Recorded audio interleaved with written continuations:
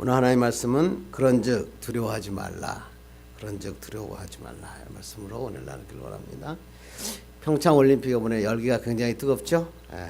이번에 스켈레톤 금메달 윤성빈 압도적인 기량 차이. 역대 올림픽 중에 2등하고 차이가 가장 큰 격차를 가지고 있는 그런 사람이죠. 갑자기 왜 스켈레톤이 이렇게 뛰어났나 제가 찾아봤더니 윤성빈이라고 하는 사람은 그냥 평범한 고등학교에서 고3 수험생이었더라고요. 그냥 대학 입시를 준비하고 있었는데 그 아버지하고 어머니가 한 분은 배구 선수고 한 분은 탁구 선수 출신이어서 운동신경은 뛰어나는데 운동 선수를 한 친구는 아니었다 그럽니다.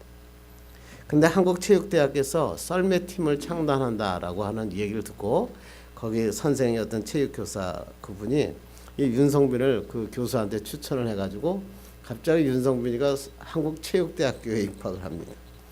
근데 얼마나 스켈레톤을 타는 사람이 없었는지 가서 스켈레톤을 탄 지 3개월 만에 국가대표가 되고 그래가지고 대회에 2013년에 세계대회 나갔는데 세계 랭킹 72위 불과했고요.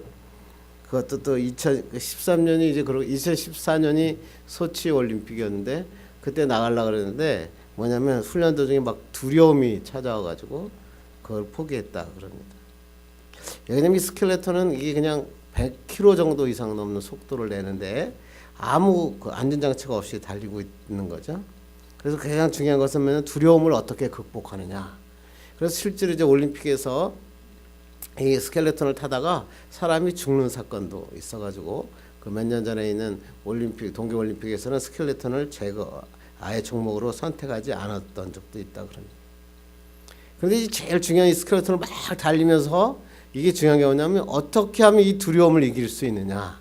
그래서 이 두려움을 극복하는 자만이 성공할 수 있다 이런 겁니다. 그래서 이 윤성빈은 그 두려움을 이겨내는 마음에 아주 큰 담력이 있었던 그런 선수였습니다. 그래서 이게 윤성빈의 시대가 왔다. 그래서 세계적으로 모든 스포츠 하는 기자들이나 선수들이 윤성빈을 당분간 당할 사람은 아무도 없다라고 얘기합니다. 참 대단합니다. 운동선수도 안현 선수가 스켈레톤을 했는데 이렇게 훌륭한 사람이 되었다. 또 이번에 제가 참 재밌게 봤던 게 누구냐면 여자 스노보드 하프파이브 알고 계시죠? 한국 사람 플로이킴이라고 하는 천재 소년. 19살밖에 안 됐는데 글쎄 이 선수가 우승을 했어요. 금메달을 땄어요. 하이파이브는 뭐냐면 제일 많은 부상이 있는 보드를 타기 때문에 부상이 제일 많은 종목이었고 그거 전설이라고 하는 사람도 작년도 경기에서 뭐냐면 74반을 꼬매는 얼굴에 상처를 입고 그랬다. 근데 이 클로이킴이 이런 얘기를 하더라고요. 가장 많은 부상이 있는 운동이지만 가장 매력적인 운동이다. 그래서 이렇게 얘기를 하더라고요. 많은 두려움과 압박을 느끼지만 극복하고 나면 공포가 사라지고 즐길 수가 있게 된다. 그래서 자기는 이 스노보드 타는 게 너무너무 행복하다. 이렇게 하고 활짝 웃는 모습을 보면서 야 그렇구나. 사람은 여러 가지 삶에서 두려움이 찾아오는데 두려움을 극복하면 즐거움이 되는 거고 두려움에 지면 슬픈 삶을 사는 것이구나. 그래서 내 삶에서 행복한 삶을 사는 것은 뭐냐면 나에게 찾아오는 두려움을 이겨내는 겁니다. 오늘 본문도 예수님이 그런 말씀을 하시는 거잖아요. 12제자를 파송하시면서 두려워하지 말라는 무려 3번이나 말씀하세요. 지금 예수님께서 12명의 제자들을 선택하여 부르신 다음에 그들을 갖다가 세상에 보내면서 병 고치는 은사를 주시고요. 귀신을 쫓아내는 능력을 주십니다. 그 능력을 주면서 너는 나가서 천국에 가까웠다. 이렇게 복음을 전하라. 이렇게 얘기하고요. 그 대신 너희들은 이 세상에 나갈 텐데 그때 너희에게는 박해와 미움이 찾아올 것이다. 그런데 그 세상을 두려워하지 말고 하나님만 바라봐라. 용감하게 나가라. 그러면 하나님의 놀라운 기적을 볼 수 있다. 이렇게 예수님께서 우리에게 말씀하시고 있는 본문입니다. 그래서 오늘 본문을 통해서 나에게 어떠한 핍박과 나에게 어떤 시험과 어려움이 오더라도 어떻게 하면 내가 승리할 수 있을까? 나는 어떻게 하나님의 그리스도인으로서 멋진 삶을 살 수 있을까? 하나님의 말씀을 통해 은혜 받고 축복 받기를 간절히 바랍니다. 이솝 우화에서 사자의 탈을 쓴 당나귀 이야기 너무 많이 아시죠? 당나귀가 길을 가다가 죽은 사자의 탈을 발견하고 탈을 탁 썼어요. 썼더니 뭐야? 다른 동물들이 그 사자가 오는 걸 보고 다 도망간 겁니다. 당나귀가 너무나 좋았습니다. 맨날 자기를 타고 놀림을 하던 많은 친구들이 다 무서워서 떠니까. 그래서 너무나 기분이 좋아가지고 당나귀가 뭐죠? 사자 탈을 쓰고 큰 소리를 쳤는데 큰 소리 쳐니까 무슨 소리였을 거예요? 당나귀 소리 잉 그랬죠. 그러니까 그 옆에 있는 여우가 딱 보면서 너 사자 아니고 너 이거 뭐 당나귀구나. 내가 너 목소리를 못 들었다면 내가 너에게 깜빡 속을 뻔했다. 그래서 그 이솝 우화는 딱 끝나잖아요. 거기서. 그 다음에 뭘 얘기하자는 게 뭐냐라는 얘기 안 하고 딱 끝납니다. 저는 그걸 보면서 사람들은 두 가지 사람이 있는 것 같습니다. 하나는 뭐냐면 죽은 사자 털을 쓰고 허세를 부리고 사는 사람. 이 세상의 정치가들, 이 세상의 권력가들 이런 사람들이 뭐예요? 죽은 사자 털 아닙니까? 그거 뭐 4년 후에 어떻게 될지 어떻게 합니까? 그 사자 털을 쓰고 자기가 사자인 양 허세를 부리는 사람이 있는가 하면 어떤 사람은 그 죽은 사자 털 앞에 그냥 고개를 숙이고 두려움에 떨고 있는 사람도 있더라 이거죠. 그런데 이것은 다 거짓된 두려움 아니겠어요? 이 거짓된 두려움 속에 살지 않기 위해서 뭐야? 진실을 알기면 되죠. 이 두려움이 과연 무엇인가? 특히 우리가 예수 그리스도를 믿는 우리들은 죽은 사자털을 보고 두려워하지 않는 것입니다. 어떻게 하면 될까요? 하나님을 바라보는 거죠. 하나님만 바라보면 이러한 두려움에 우리가 공포에 떨지 않게 된다. 하나님께서 말씀하는 겁니다. 두려움이 깊어지고 반복되면 질병이 나오는데 이 질병을 공포증 또는 의학 전문 용어로는 포비아라고 얘기합니다. 그래서 우리가 높은 곳에 올라가면 무서움을 떠는 걸 갖다 뭐냐면 고소공포증 그렇게 얘기를 하죠. 고소포비아 이렇게 얘기를 하는 거거든요. 또 어떤 사람은 뭐예요? 엘리베이터 같이 폐쇄된 공간에 딱 빠지게 되면 뭐예요? 폐소공포증. 그것도 어떤 사람은 뭐 숫자만 봐도 4자만 나오면 죽을 사자다 이래가지고 이 막 상황 공포증이라 그래요. 그래서 병원에 가면 4라는 단어를 안 쓰잖아요. 그래서 뭐 4층 대신에 F 아니면 아예 없애고 1, 2, 3, 5 이렇게 만들어서 아무것도 아닌데 죽을 사자와 사자를 연상시키면서 자기의 두려움을 느끼는 사람이 있다 그럽니다. 운동선수들이 제일 많이 갖고 있는 게 뭐야? 징크스. 그래서 어떤 사람은 뭐 머리를 자르지 않는 사람, 뭐 수염을 안 자르는 사람, 어떤 사람은 뭐 빨간 옷을 입어야 이긴다. 그래서 축구 경기를 할 때 맨날 빨간 옷을 입는 것 때문에 우리 한국 선수가 맨날 싸우고 있잖아요. 그러니까 다른 선수도 빨간 옷 입고 싶은데 한국 선수는 꼭 빨간 옷을 입어야 승리한다라는 그런 법칙을 가지고 있다. 이런 징크스를 우리는 어떻게든지 이겨야 되는 거죠. 현대인들에게 가장 큰 공포는 뭔지 아세요? 요새 발표된 게 뭐냐면 포비아라고 합니다. 노모포비아가 뭔가 그거 봤더니 노 모바일 포비아라고 해요. 그러니까 핸드폰을 갖고 있지 않으면 두렵다는 겁니다. 그래서 한국 사람들을 조사했더니요. 70% 정도가 이 핸드폰을 놓고 집에서 나왔을 때 공포를 느낀다고 합니다. 두려워한다고 합니다. 어떻게 하지? 그래가지고 어떻게든지 그 핸드폰을 다시 찾으러 그 시간이 걸리더라도 집으로 와서 핸드폰을 쥐어야 그 다음에 거기에서 그 기쁨을 느낀다. 노모포미아. 저도 그런 것 같아요. 그래도 뭐 며칠 전에 어디를 간다고 차를 딱 몰고 갔는데 핸드폰을 놓고 온 겁니다. 근데 보니까 핸드폰에 모든 게 다 들어있는 거예요. 저희 뭐 카드도 들어있고 뭐 내비게이션도 있고 뭐 다 있으니까 다시 그 찾기 위해서 다시 돌아와서 핸드폰을 가져간 적이 있어요. 그렇습니다. 우리에게 여러분에게 많은 사람들에게 두려움이 뭘까? 그런데 이 두려움에 대해서 그 조사를 한 사람들은 세 가지 두려움을 갖고 있대요. 첫째는 상실에 대한 두려움. 내가 사랑하는 사람이 떠나면 어떻게 할까? 나 혼자 살면 어떨까? 내 사랑하는 아내가 떠나면 어떻게 할까? 내 명예와 권력이 없어지면 어떻게 할까? 내가 여태껏 모아놓은 돈들이 사라지면 어떻게 할까? 나의 건강이 그걸 잃어버리면 어떻게 할까? 심지어는 나의 죽음이 찾아오면 어떻게 할까? 이런 것을 잃어버릴 것에 대한 상실에 대한 두려움이 사람들에겐 제일 크다. 두 번째는 뭐냐면 실패에 대한 두려움이라고 합니다. 내가 이걸 하는데 내가 해낼 수 있을까? 내가 지금 사업을 하는데 성공할 수 있을까? 내가 어떤 것을 일을 하는데 나는 무능력하지 않을까? 나는 왜 이렇게 무기력할까? 이 나이까지 내가 뭘 하면서 살았을까? 이런 대한 실패에 대한 두려움이 자꾸만 찾아온다. 그래서 생각하면 생각할수록 무능력하고 무기력한 사람이 된다. 그런데 가장 큰 두려움이 뭐냐면 사람에 대한 두려움. 사람들이 나를 어떻게 볼까? 사람들은 나를 평가할 때 그리고 그들에게 나는 어떤 존재일까? 이것이 사람들에게 가장 큰 두려움이라고 합니다. 그래서 뉴욕 매치에 터그 맥그로우라는 투수가 있는데요. 이 투수가 세이브 왕인데 이 세이브 왕이 어떻게 투수를 했냐 그랬더니 얼음 눈덩이라는 그 투구법을 자기는 쓴다 그랬더니 그 얼음 눈덩이 투구법이 뭐냐니까 투수로서 가장 두려울 때가 뭐냐면 노아웃 무사 만루에 홈런 타자가 섰을 때가 제일 무섭대.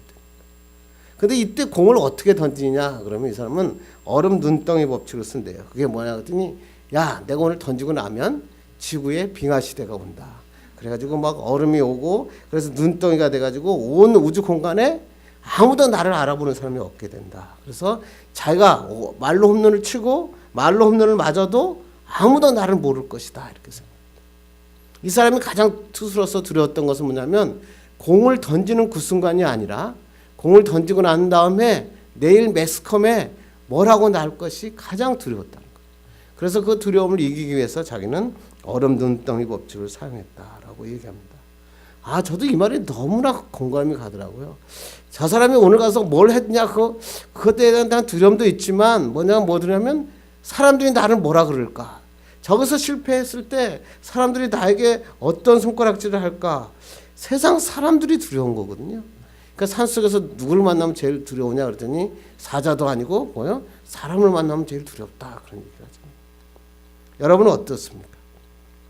상황의 두려움은 이길 수 있는데 사람에 대한 두려움은 참 이기기 어렵더라고요. 왜? 그 사람을 내 마음대로 못하니까. 나를 이해하지도 못하면서도 다른 소리 할 수 있으니까. 이런 공포증이 찾아오면 예방 방법이 없다 그럽니다. 그래서 의사가 이런 공포증을 갖고 있으면 이렇게 얘기했는데요. 너무 스트레스 받지 마시고요. 좀 푹 쉬세요. 그렇게 얘기를 합니다. 근데 이 환자가 여기 딱 나가면서 뭘 갖고 있냐면 부담감 갖지 말라는 말 때문에 부담감이 막 찾아온다는 거예요. 어떻게 하면 부담감을 갖지 않을 수 있을까? 쉬면서도 뭐냐면 쉬어야 되잖아요. 근데 쉬면서 무슨 생각을 하냐면 내가 쉬어야 되는데 스트레스 안 받고 어떻게 하면 안 받을까? 그래서 그게 스트레스가 돼가지고 쉬지도 못한다. 그렇습니다. 두려움이나 공포증을 이기는 방법은 없겠죠. 약을 먹으면 잘 수는 있죠. 그렇지만 이기는 방법은 없다고. 그리스도인은 어떻게 하면 이깁니까? 하나님이죠. 중요한 게 뭐냐면 하나님이란 말이에요. 하나님을 붙잡으면 이기는 거예요. 하나님을 안 붙잡으면 이길 수 없죠. 그래서 오늘 본문을 통해서 어떻게 하면 우리가 본문을 두려움을 이길 수 있을까? 예수님은 우리에게 뭐라고 말씀하셨을까? 이 말씀을 통해서 은혜 받기를 간절히 바랍니다. 26절 한번 읽어볼까요? 시작. 그런즉 그들을 두려워하지 말라. 감추인 것이 드러나지 않을 것이 없고 숨은 것이 알려지지 않을 것이 없느니라. 그래서 그런즉 이란 단어를 딱 만나니까 뭐야? 앞에 뭐라고 말했다 이런 얘기. 뭘 말했으니까 그러므로 그런 얘기잖아요. 그럼 앞에 뭐라고 말했나 한번 봐야겠죠. 우리 한번 24절 25절 읽겠습니다. 시작.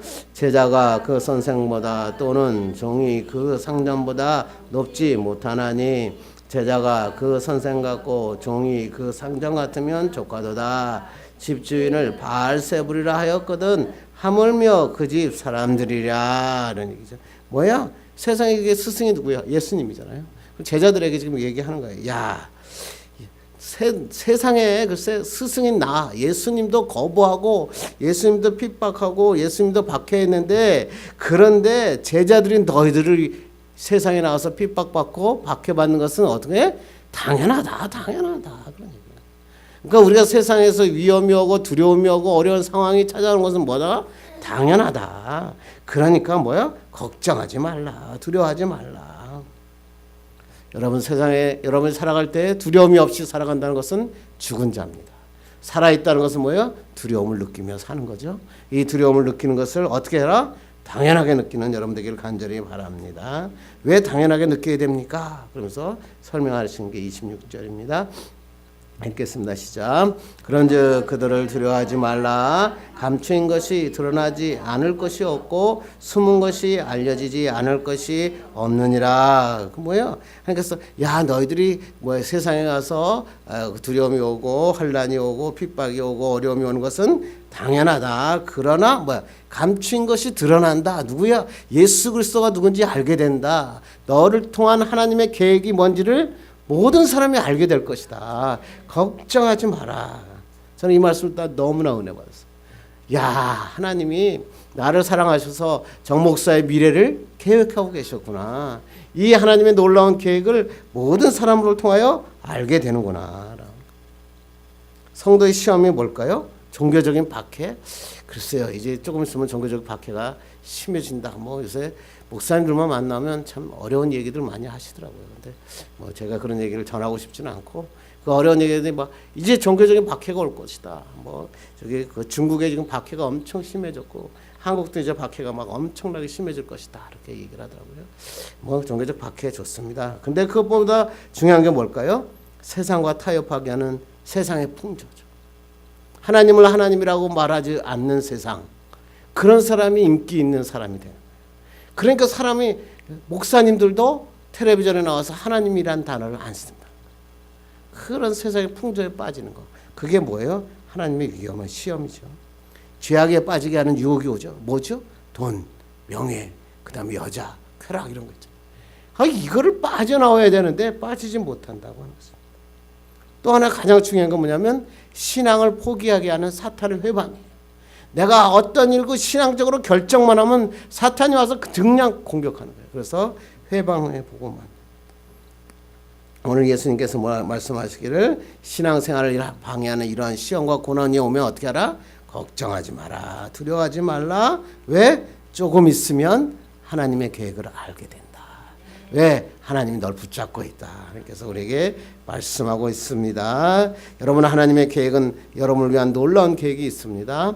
이 계획이 세상에 드러날 것입니다. 이것을 이기고 승리한 여러분 되길 간절히 바랍니다. 여러분은 이러한 어려움이나 시험이나 환난이 오면 어떻게 이것을 이겨내십니까? 저는 기도하고 믿음으로 이겨냅니다. 정답이죠. 그런데 정말 그렇게 되던가요? 여러분에게 그렇게 묻고 싶죠. 어떤 기업인이 하나님 앞에 기도했는데 기업이 폴딱 망했어요. 하나님 앞에 기도했어요. 하나님 내가 주일 성수를 안 했구나. 하나님 앞에 주일 성수해야겠다. 그리고 약속했습니다. 40일 작정 기도했습니다. 3일 동안 금식 기도했습니다. 그랬더니 하나님께서 30일 금식 기도했더니 산에서 야 무슨 장로야 내가 너에게 놀라운 길을 인도하시마. 여러분 그런 하나님의 놀라운 음성을 들어보신 적 있으십니까? 전 그게 잘 안 되더라고요. 하나님 앞에 금식 기도하고 뭐 10일 몇십일 하고 가서 산에 가서 죽어라고 기도했는데 하나님께서 정목사야 꿈의 교회의 놀라운 부흥과 하나님의 놀라운 방법을 저에게 가르쳐 주셔야 되는데 안 가르쳐 주시더라고요. 문제죠. 여러분은 어떻게 이것을 이겨내십니까? 40일 작정 기도 끝났는데 새벽 기도 끝났는데 짠 문제가 해결되지 않는 것입니다. 오히려 막 더 큰 문제가 옵니다. 제일 많이 오는 게 뭐냐면 11조입니다. 이 11조에는요 11조만 했다면 물질의 어려움이 옵니다. 왜 그럴까요? 왜 이렇게 문제가 끊어지지 않을까요? 사람들이 이렇게 얘기하더라고요. 목사님 제가 지은 죄가 너무 많은가 봅니다. 성경에 그렇던가요? 아닙니다. 왜 그럽니까? 이유를 정확하게 아시면 돼요. 하나님이 여러분에게 문제를 가지고 하나님 앞에 기도하고 새벽 기도하고 금식 기도하고 주일 성수하고 났는데 왜 계속 이 문제가 해결되지 않습니까? 왜요? 우리가 영적으로 충만해지면 사탄이 가만 놔두지 않는 거예요. 너가 이때껏 살았는데 더 하나님 앞으로 가려고 그러니까 막 그냥 방해하는 거예요. 이럴 때 뭘 잡아야 돼요? 오늘 본문을 잡는 거예요. 뭐예요? 나에게 이런 시험이 올 것은 내가 새벽 기도 40일 작정 기도하고 나는 것은 난 다음에 나에게 시험이 오는 것은 뭐야? 당연한 것이구나. 그러나 두려워하지 말자. 하나님이 반드시 놀라운 계획을 나에게 일으켜 주실 것이다. 이것을 믿는 거예요. 이렇게 믿으면 여러분이 시간이 흐른 다음에 그 기도했을 때의 하나님의 응답을 알게 돼요. 야, 그때 하나님이 그렇게 해결하셨구나. 하나님께서 그 놀라운 계획하심이 나에게 있었구나. 그렇게 나에게 얘기하시는 거예요. 왜? 하나님은 여러분을 사랑하시고 여러분을 통한 하나님의 놀라운 계획을 하나님은 가지고 계시기 때문에 이런 축복과 은혜를 받기를 간절히 바랍니다. 저도 이렇게 두려우고 어려울 때가 있거든요. 저도 그렇죠. 근데 그때마다 하나님께서 저에게 이래요. 정 목사야, 내가 너에게 놀라운 계획이 있단다. 이 계획을 하나님의 때에 하나님의 방법으로 반드시 이루어 주실 것이란다. 이렇게 하나님이 저에게 말씀하십니다. 그런즉 두려워하지 말라. 이 하나님의 말씀 붙잡고 승리하기를 간절히 바랍니다. 두 번째 하나님은 뭐라고 그러실까요? 우리 한번 28절 읽겠습니다. 시작. 몸은 죽어도 영혼은 능히 죽이지 못하는 자들을 두려워하지 말고 오직 몸과 영혼을 능히 지옥에 멸하실 수 있는 일을 두려워하라. 죽음을 두려워하지 말라 이런 말이 아니라 뭐라고 그랬어요? 육신밖에 죽이지 못하는 사람을 두려워하지 말라. 세상이 두렵게 하는 것은 다 뭐에다? 육신에 관한 거다. 근데 이것을 하나님의 나라, 영혼과 연결해 보면 아무것도 아니다. 그러니까 육신을 두렵게 하는 것 두려워하지 말고 어떻게 하라고요? 몸과 영혼 하나님만 바라보는 자가 되라. 이렇게 얘기합니다. 필립 네리라고 하는 16세기에 아주 훌륭한 영적인 지도자가 한 분 계셨다 그럽니다. 이분에게 아주 야심찬 한 청년이, 공부도 잘하는 청년이 법대에 입학하게 된 다음에 이 야심차게 필립 네리라고 하는 지도자에게 상담 요청을 했습니다. 근데 필립 네리가 나왔습니다. 이 사람 만나기가 너무나 어려운 분이기 때문에 겨우 시간을 내서 만났더니 이렇게 얘기합니다. 선생님, 제가 법대에 합격했습니다. 그랬더니 이 선생님이 하신 말씀이 뭐예요? 그래서 영어로 하면 and then 그래서 어쨌다는 거냐 이런 거죠. 그래서 제가 이제 공부 열심히 해가지고요 내가 훌륭한 변호사가 되려고 합니다. 그랬더니 그분이 하신 말이 그래서 제가 많은 돈을 벌어가지고 예쁜 여자와 결혼하고요 이 사회에 훌륭한 사람이 되려고 합니다. 그랬더니 또 그분이 뭐예요? 그래서 제가 이제 아들 놓고요 행복하게 살려고 합니다. 이 선생님은 아무 말도 안 하고 그래서 and then만 얘기합니다. 결국 맨 마지막에 뭘 거라고? 이 청년이 이렇게 합니다. 그런데 나는 죽게 될 것 같습니다. 나이가 드니까 죽겠죠. 그랬더니 이 넬리가 뭐라고 얘기하냐면 그래서 그랬더니 이 청년이 이렇게 합니다. 그 다음은 전 잘 모르겠습니다. 그랬더니 필립 넬리라고 하는 선생님이 그 청년에게 이렇게 얘기합니다. 이제 상담이 다 끝난 것 같네. 그리고 이 선생님은 떠났습니다. 무슨 얘기를 하신 걸까요? 이 사람의 모든 야심, 야망은 어디에 있었던 거예요? 세상에 있었던 거예요. 그런데 이 필립 네리 선생님이 하고 싶은 건 뭐였죠? 너가 하나님 앞에서 어떤 자인가? 하나님의 영혼에 관계된 것은 너에게 무엇이 남아있는가? 이렇게 물은 것입니다. 이 청년은 깨달았습니다.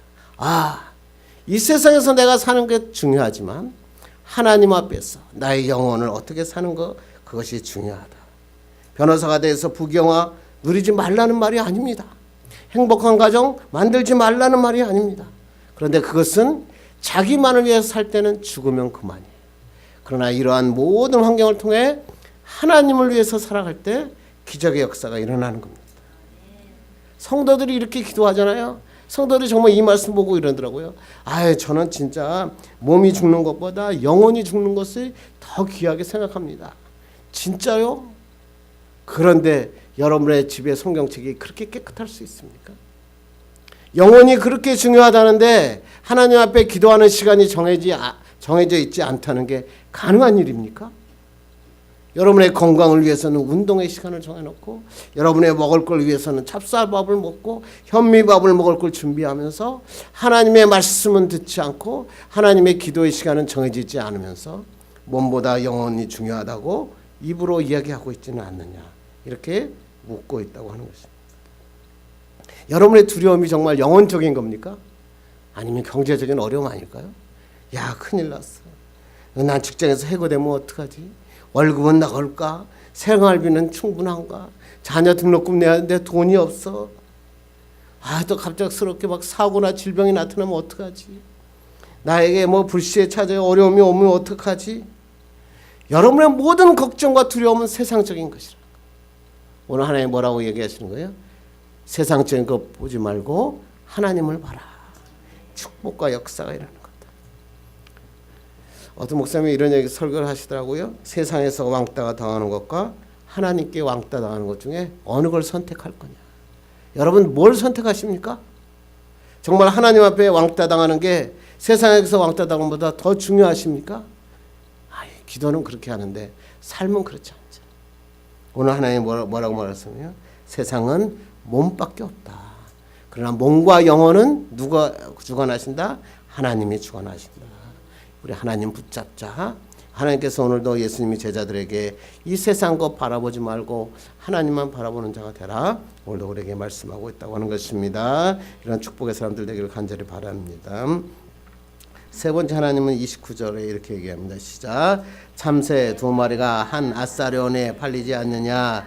그러나 너희 아버지께서 허락하지 아니하시면 그 하나도 땅에 떨어지지 아니하리라. 아사리온 그러면 로마 시대 화폐 중에 가장 작은 단위인데요. 16분의 1 데나리온. 데나리온이 하루 임금이니까 우리 임금을 8,000원 정도 잡으면요. 제가 이렇게 계산해 봤더니 한 아사리온이 한 4,000원 정도 되더라고요. 그러니까 지금 뭐야? 참새 2마리가 한 아사리온이니까 한 마리당 얼마예요? 한 2,000원 정도 됩니다. 2,000원에 불과한 참새 한 마리도 하나님께서 뭐야? 하나님의 섭리 가운데 있다 이런 얘기죠. 여러분 이게 말이 얼마나 중요한 말씀인지 아십니까? 참새 한 마리 겨우 2,000원짜리밖에 안 되는 참새 한 마리도 하나님의 죽고 사는 것은 하나님의 뜻에 있다는 거예요. 그래야 하나님이 주관하신다는 거예요. 그러면서 뭐라고 얘기하시는 거예요? 30절, 31절 읽겠습니다. 시작. 너희에게는 머리털까지 다 세신 바 되었으니 두려워하지 말라. 너희는 많은 참새보다 귀하니라. 그런데 우리는 어떻게 해요? 머리털까지 세신 바 되었다. 머리털이 몇 개인 줄 알고 하루에 사람이 머리털이 몇 개 정도 빠지냐면 50개 정도가 빠졌다가 50개 정도가 난다 그럽니다. 하나님이 세신 바 되었다는 건 뭐냐면 맨날 너가 50개 빠졌는지 30개 빠졌는지 하나님이 다 아신다. 왜 이런 얘기를 하나님께서 이야기하실까요? 너희들이 그 작은 거 머리털 빠지는 작은 것 세밀한 것까지 아주 작은 열까지도 하나님의 뭐요? 섭리 가운데 있다는 거예요. 이걸 깨달으면 여러분이 두려워할 필요가 없다라고 하나님께서 말씀하는 거예요. 그래서 마태복음 6장 25절 26절에 이런 말 하시잖아요. 한번 읽읍시다. 시작. 그러므로 내가 너에게 이러니 목숨을 위하여 무엇을 먹을까 무엇을 마실까 몸을 위하여 무엇을 입을까 염려하지 말라. 목숨이 음식보다 중하지 아니하며 몸이 의복보다 중하지 아니하냐. 공중에 새를 보라. 심지도 않고 거두지도 않고 창고에 모아 들이지도 아니하되 너희 하늘 아버지께서 기르시나니 너희는 이것들보다 귀하지 아니하냐. 오늘 본문과 똑같은 말씀이잖아요. 그죠? 공중의 새들을 봐라. 솔로몬의 백향꽃보다 더 중요한 그 꽃을 봐라. 하나님이 이것들마다 다 하나님의 계획 가운데 있는데 너희들 그렇게 귀한 너희들을 그 머리털까지도 세시는 하나님, 너의 조그만 일까지도 하나님은 뭐에 주관하고 계신다. 그러므로 이 하나님의 놀라운 간섭과 하나님의 함께 하심을 붙잡고 하나님 그런즉 두려워하지 말라. 하나님께서 우리에게 말씀하고 있다고 하는 것입니다. 여러분 정말 하나님이 전지전능하심을 믿습니까? 정말 하나님이 여러분의 머리카락을 다 세시고 여러분의 하는 일 모든 일 하나마다 하나님이 다 지켜주심을 믿습니까? 여러분이 겪고 있는 시험과 환난과 어려움과 여러분의 닥쳐있는 문제 하나님이 다 아신다는 걸 여러분 정말 믿습니까? 그리고 하나님께서 그 문제들 속에서 하나님이 해결해 주시고 건전해 주심을 믿습니다. 그렇게 믿으려면 어떻게 해야 된다고요? 참새보다 귀한 자가 돼야 돼요. 참새보다 귀한 자가 뭘까요? 하나님의 제자죠. 오늘 누구에게 하신 말씀이죠? 제자들에게 하신 말씀. 하나님께서 지금 세상에 있는 하나님의 예수 믿지 않는 사람들, 제자가 아닌 사람들에게 하나님께서 너희들이 귀한 자다라고 얘기하신 게 아니고 하나님의 제자들에게 귀한 자다 이런 얘기하신 거죠. 너희가 중요한 것은 뭐라고요? 여러분이 하나님의 제자가 되는 거예요. 하나님의 제자만 되면 하나님께서 너희 머리카락도 세시고 너의 인생의 모든 것 축복하여 주신다. 그래서 이게 뭐야? 하나님이 사랑하는 자, 그 뜻 가운데 있는 자에게는 모든 것이 합력하여 선을 이루시느냐. 뒤에 단어가 중요한 게 아니라 앞에 단어가 중요한 거예요. 내가 정말 하나님을 사랑하는 자가 되느냐? 내가 정말 하나님의 제자인가? 왜 하나님은 모든 것이 합력하여 선을 이루신다 그래 놓고 나에겐 선을 이루시지 않습니까? 그렇게 하나님께 물어보세요. 하나님 뭐라 그럴까요? 너가 하나님의 제자냐? 너는 정말 하나님의 사람으로 살고 있느냐? 하나님의 사람으로 살고만 있다면 아무리 연약하고 힘들고 부족하고 형편없어도 하나님이 이끌어 주신다. 이걸 꼭 붙잡으십시다. 여러분의 삶에 정말 우리 꿈의 교회 교인들 여러분 모든 사람들이 나는 하나님의 제자가 되었어. 예수 그리스도의 제자가 되었어. 하나님의 복음을 전하는 귀한 자가 되었어. 모든 것이 합력하여 선을 이루시는 하나님의 축복을 받기를 주님의 이름으로 축원합니다. 이제 말씀을 맺으려고 합니다. 우리들은 다 예수님의 제자고요. 우리는 다 가장 귀한 자. 그래서 성경에서 그런즉 두려워하지 말라. 다른 말로 먼저 얘기하면 먼저 하나님을 바라보고 세상에서 그리스도인으로 살기를 두려워하지 말라. 왜? 하나님이 지키신다. 하나님이 계획하신다. 미디어에 공명이론이라고 하는 이론이 있어요. 텔레비전에서나 범죄나 무서운 것을 보고 많이 본 사람은 더 많은 두려움을 느낀다. 이게 바로 미디어의 공명이론입니다. 그러니까 세상에 많은 사람들이 어떤 지역을 잡기 위해서 뭐냐면 영상의 드라마라든가 이런 것들이 공포의 영화를 많이 보내주면 그 어기는 사람들이 다 두려움에 빠집니다. 뭘까요? 이상하지 않습니까?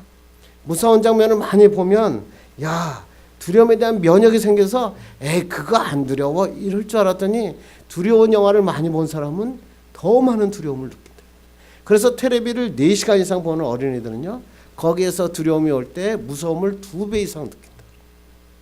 이상하죠? 예, 공명이론. 그게 무슨 말이냐면 여러분이 두려움을 가지고 이긴다고 싸운다고 나선다고 해결되는 게 아니라는 거예요.